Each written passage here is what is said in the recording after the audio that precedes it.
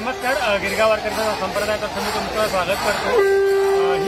आताही आपली गिरगावची आनंदवारी चालू आहे, 16वं वर्ष आहे। गेली 16 वर्ष ही आनंदवारी चालू आहे। ही वारीची सुरुवात झाली आहे।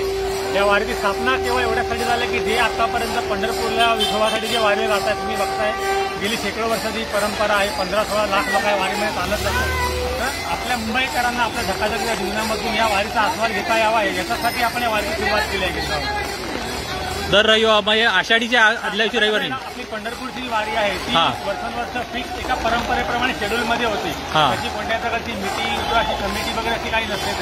त्यांचे दिवस ठरलेले आहेत, त्याप्रमाणे आपण आपला दिवस सुद्धा ठरवलेला आहे। आषाढी एकादशीच्या आदल्या रविवारी आपण ही वारी काढतो। ही आपली वारी पंढरनाथाच्या मंदिरामधून निघते। आपली या वारीमध्ये आपण 17 प्रकारचे वेगवेगळे खेळ करतो। अश्वरिंगण होतं, उभं रिंगण होतं, मासा होतं, फुगड्या होतात, तुळशीविरण तुम्ही बघताय, आज भगवे ध्वज दाखवले जात आहे, अपवाद आहे तुम्ही बघताय। लहान लहान मुलं खूप छान तयार होऊन इथे आलेले आहेत। आता ही ताई कुठून आलेली आहे? डोंबिवली, तुम्ही कुठून आला आहात? माझ्या दोन्ही मुले डोंबिवलीवर